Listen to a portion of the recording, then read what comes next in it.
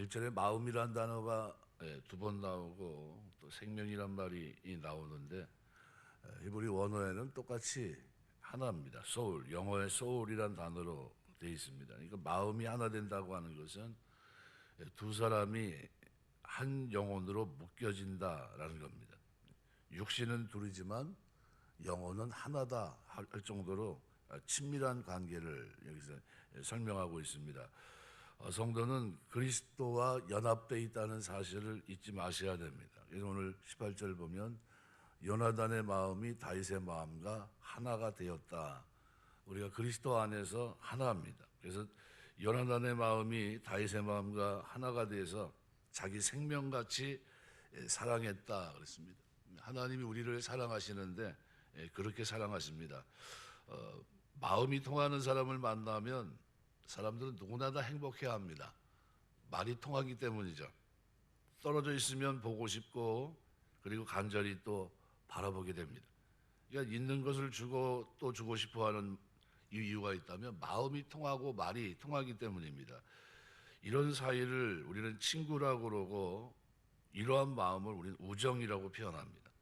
그러니까 사람들에게 누구나 다 이런 친구가 있기를 소망하고 최소한 뭐 두세 명 정도 이런 친구가 있다면 굉장히 좋겠지만 대부분 잘 사귐이 되질 못합니다.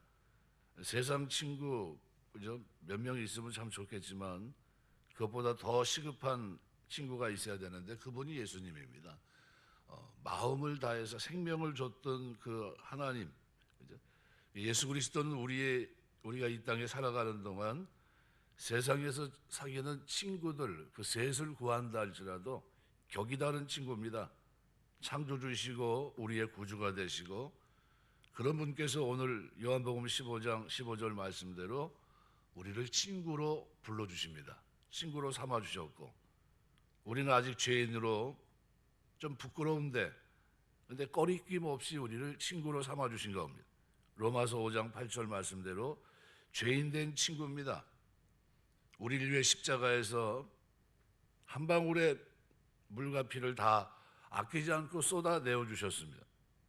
이런 친구가 있겠습니까? 요나단의 마음이 하나가 돼 다윗과 비교가 안 되는 이와 같은 모습을 오늘 성경에 기록하고 있습니다. 아리스토텔레스가 보통 친구를 얘기할 때 세 가지 유형을 얘기합니다. 첫 번째는 상대방이 어떤 형태라도 즐거움을 주기 때문에 유지되는 그런 우정이 있는 친구. 두 번째는 내게 유익을 주기 때문에 유지되는 우정이 있는 친구. 세 번째는 상대방과 함께 아름답고 진실하여 선한 것을 함께 사랑하고 이뤄가면서 지속되는 우정이 있는 친구. 이렇게 얘기합니다. 우리 기독교에 가장 맞는 친구는 세 번째입니다. 우리 주님은 그런 분이십니다. 요한복음 13장 1절 말씀대로 유월절 전에 예수께서 자기가 세상을 떠나 아버지께로 돌아가실 때가 이룰 줄 아시고 세상에 있는 자기 사람들을 사랑하시되 끝까지 사랑하시니라. 우리가 신앙생활 하면서 그리스도와 하나 됐다고 하는 이것이 얼마나 큰 복인가 하는 것을 우리가 놓치지 말아야 됩니다. 오늘 3절 말씀에도 그렇게 표현합니다. 요나단은 다윗을 자기 생명같이 사랑하여 더불어 언약을 맺었다. 우리 하나님이 우리에게 성경을 주셨습니다. 신약과 구약이죠. 언약을 맺었다고 하는 것은 요나단은 다윗에게 자기가 얼마나 다윗을 사랑하고 있는지 이 사랑이 변하지 않을 것을 언약을 통해 확증했던 겁니다. 확증했다고 하는 것은 확실하게 증명했다는 겁니다.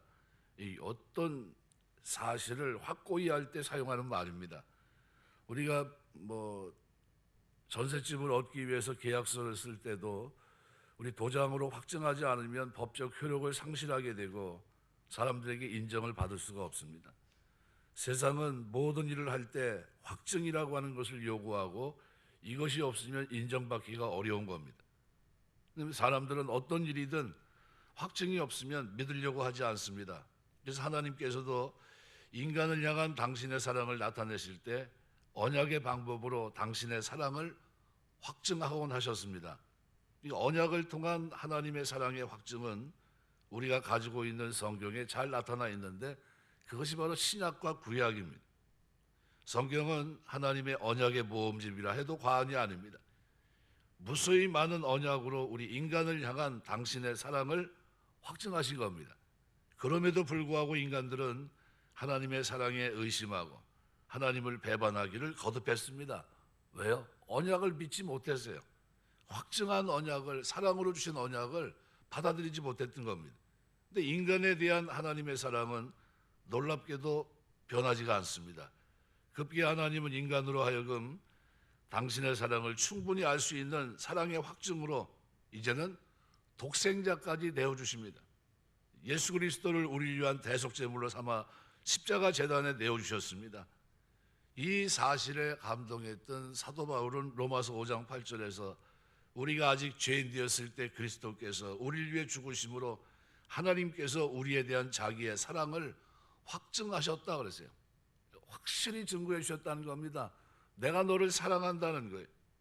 이 얼마나 놀라운 하나님의 사랑입니까?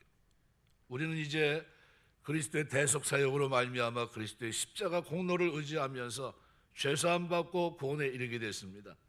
이것이 바로 그리스도의 십자가의 언약입니다. 하나님의 사랑은 그냥 말로 그친 사랑이 아닙니다. 하나님의 사랑은 당신의 독생자를 십자가에 못 박으면서 우리의 죄에서 의로, 사망에서 생명으로 구원해 주시는 확증된 결단입니다. 그러므로 우리는 그리스도의 십자가로 언약 맺은 확증된 이 하나님의 사랑을 의심하지 말고 감사함으로 받아야 됩니다. 세상의 생명으로 확증한 것보다 더 확실한 확증이 어디 있겠습니까? 죽음으로 확증하셨어요. 이런 확증된 하나님의 사랑을 의심하지 말고 나의 것으로 받아들여서 그 사랑 가운데 거하게 되시길 주 이름으로 축원합니다. 그래서 바울이 신약에서 가장 많이 쓴 단어가 예수 그리스도 안에라는 단어예요. 그리스도 안에 있다는 겁니다. 우리가 그리스도 안에 있어요. 에베소 2장 4절 5절 보면 긍휼에 풍성하신 하나님이 우리를 사랑하신 그 큰 사랑을 인하여 뭐 때문에요? 사랑이 동기란 겁니다. 허물로 죽은 우리를 그리스도와 함께 살리셨고 너희가 은혜로 구원을 얻은 것이라 이렇게 표현합니다. 요한일서 4장 10절에도 사랑은 여기 있으니 우리가 하나님을 사랑한 것이 아니요 오직 하나님이 우리를 사랑하사 우리 죄를 위하여 화목제로 그 아들을 보내셨음이니라 그랬습니다. 우리가 부활절을 지나면서 그런 생각을 해봅니다.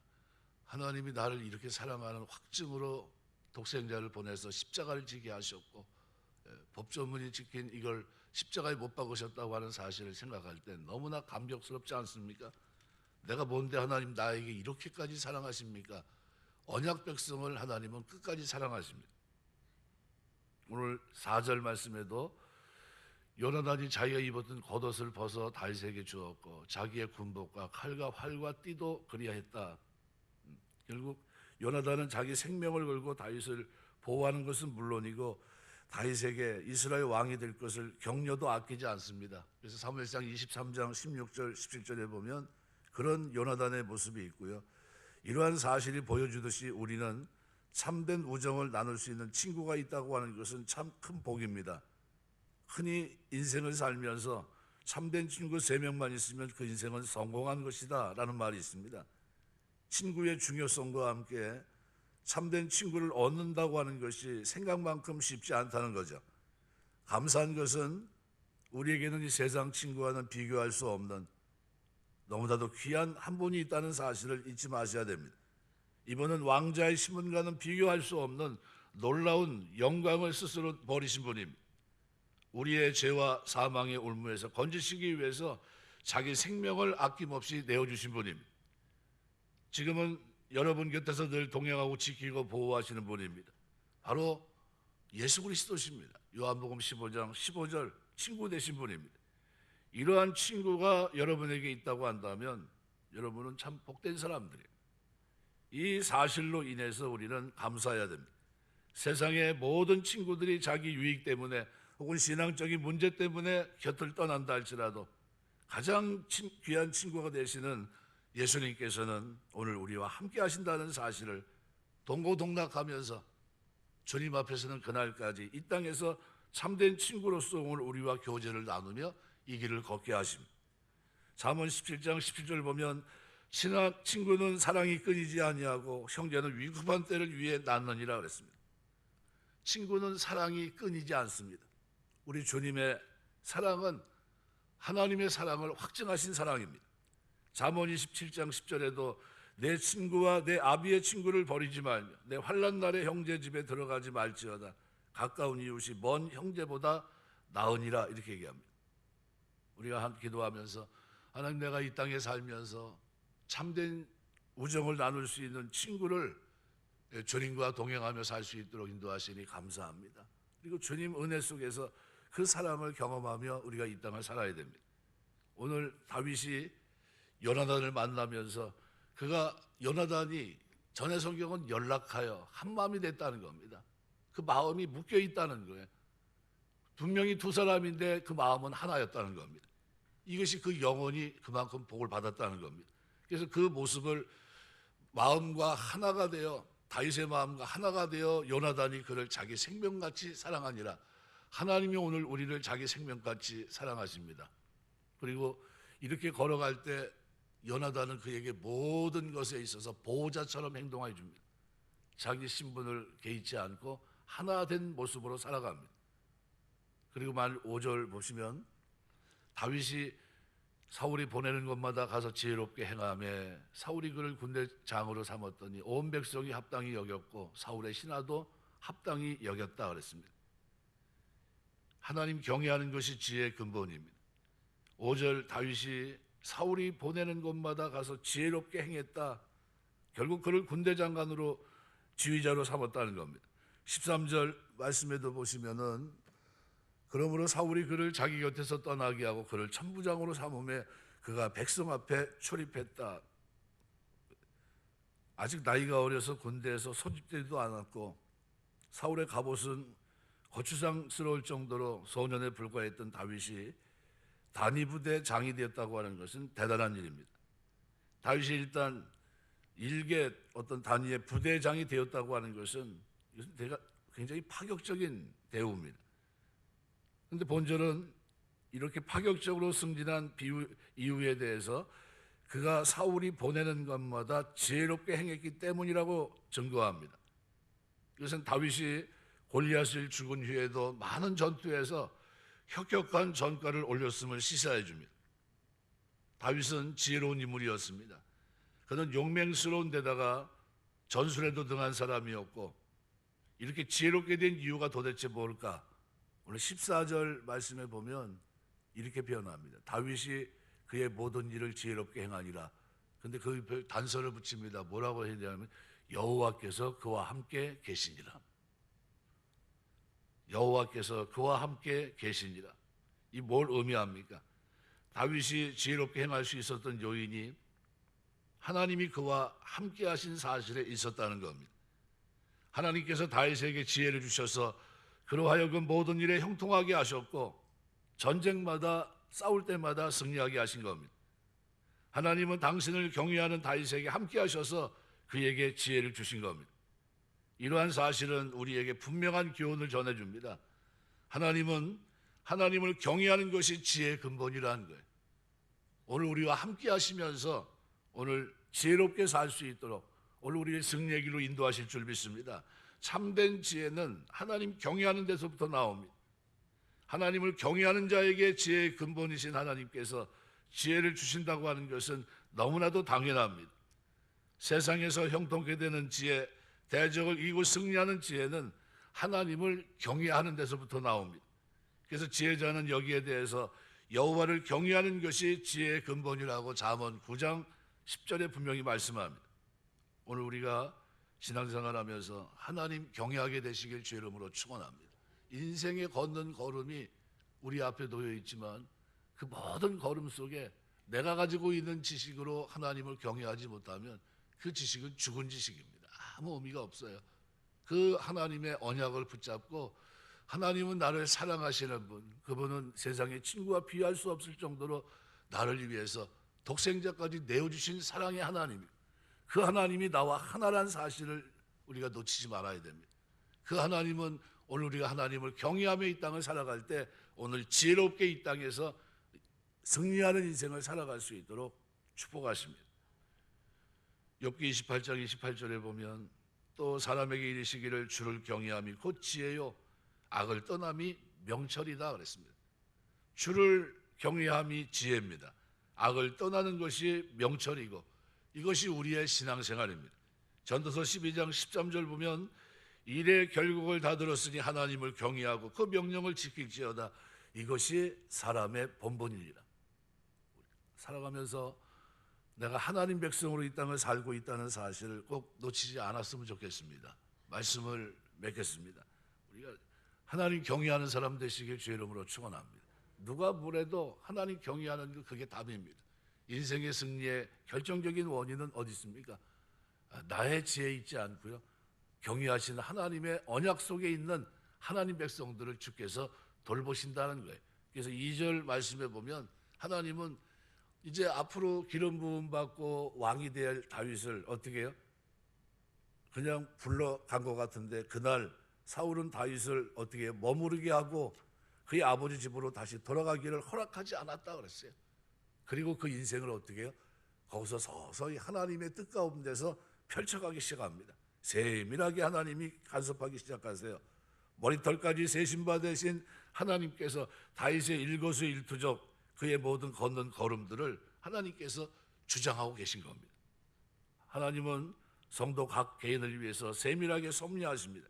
가장 좋은 길로.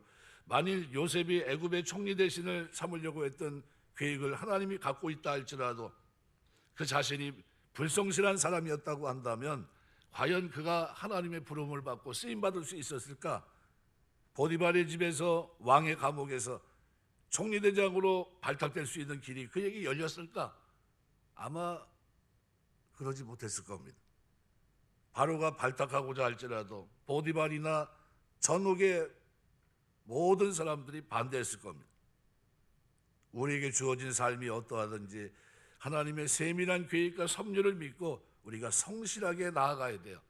이 성실함 속에 이렇게 살아갈 수 있는 배경이 있다면 다른 게 아니라 그것은 하나님 경외하는 데 있습니다. 하나님, 보이지 않는 하나님을 본 것처럼 그 앞에 있는 것처럼 신전의식을 가지고 이 땅을 살아갈 때 우리가 승리하는 인생을 살아갈 수 있고 하나님은 그와 함께 하시며 지혜의 근본이 되신 하나님은 그를 도우실 뿐만 아니라 그의 섭리하신 그대로 의의 길을 걸어가고 거룩한 길을 걸어가는 그동안 그를 붙잡으시고 뜻을 이루시게 되는 겁니다. 오늘 하나님은 그 일을 이룰 수 있도록 하시기 위해서 요나단이라고 하는 위기 속에서 언제든지 언약을 맺고 다윗의 생명을 보장할 수 있는 이 사람을 먼저 언약을 맺게 하시고 그로 하여금 어떻게 해요? 다윗을 지키게 하십니다. 다윗을 도와주게 하세요. 다윗을 위기에서 건져낼 수 있도록 도와주십니다. 놀라운 일입니다. 다 하나님의 섭리 가운데 있었던 거예요. 그러나 요나단의 사랑보다도 더 큰 사랑은 하나님을 경외하는 자들에게 주시는 하나님의 은혜인 줄 믿습니다. 살아가면서 이 하나님을 경외함으로 누리게 되는 축복, 이것이 저와 여러분의 삶 속에 놀랍게 아름다운 모습으로 자리하게 되시길 주의 이름으로 축원합니다. 기도하겠습니다.